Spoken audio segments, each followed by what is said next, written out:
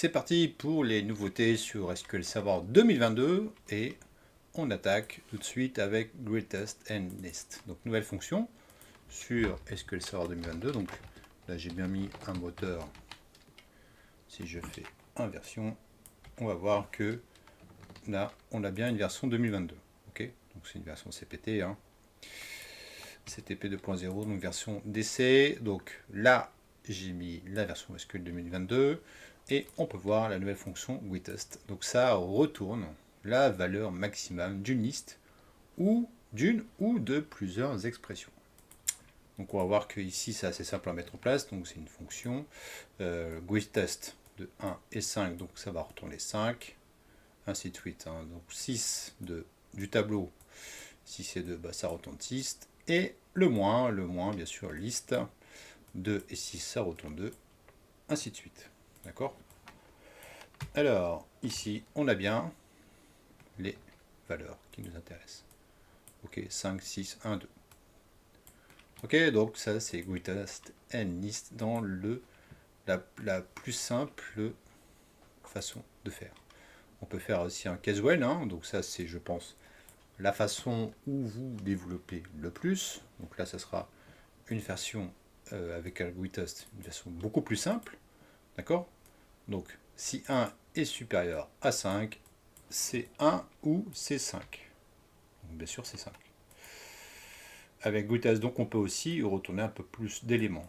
Donc, si on met 1, 5 et 3, ici, eh ben, on a bien le 5 qui se retourne, qui est rendu comme valeur. Ok? Donc, vous voyez que c'est assez intelligent pour, dans ce tableau, nous sortir la bonne valeur. Ok? Donc là, on voit le cas du case when. Avec case when, on voit que c'est beaucoup plus loin. Donc case when, ken, was 1 égale et supérieur à 5, donc c'est pas bon.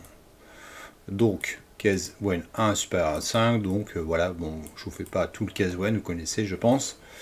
Donc là, bien sûr, la deuxième relation est la bonne. Hein. Si 5 est supérieur à 3, donc c'est égal à 5, sinon c'est égal à 3. Donc là, c'est un peu plus compliqué. Alors qu'avec le greatest, c'est un peu plus simple. D'accord? Alors, on peut aller encore beaucoup plus loin, cas où on retrouve dans pas mal d'entreprises. Hein, donc on a vente par mois, vente par mois, donc ça c'est 2 lignes, hein, mais dans certaines entreprises, il y a des millions et des millions de lignes sur les ventes. Donc on va juste faire un select étoile from, donc on a une table très simple 2021 avec janvier 55 000, 81 000 en février, mars 74 000 et ainsi de suite. D'accord?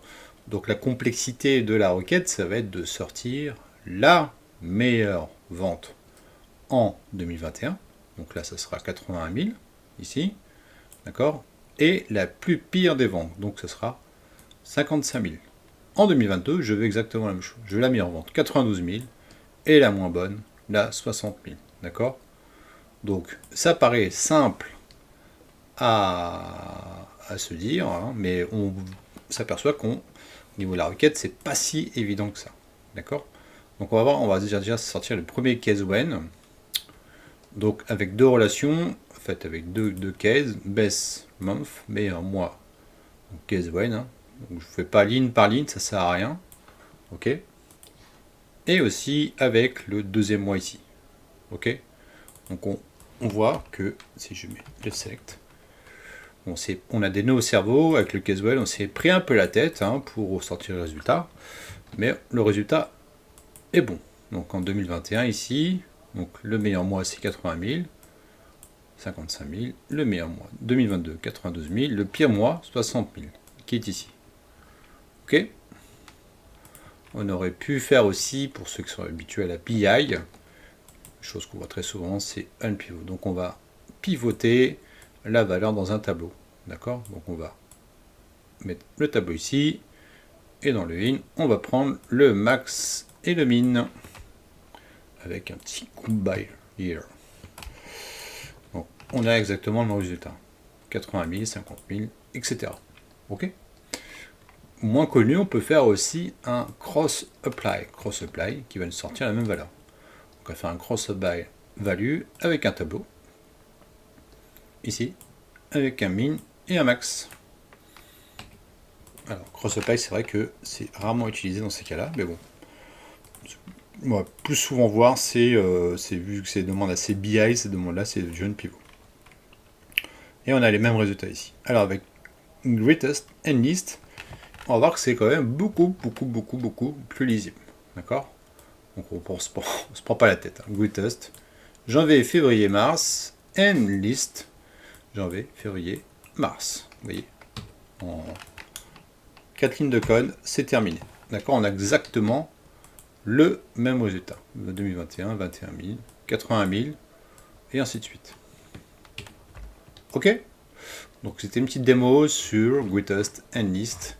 Donc qui peut être extrêmement utile dans vos développements futurs.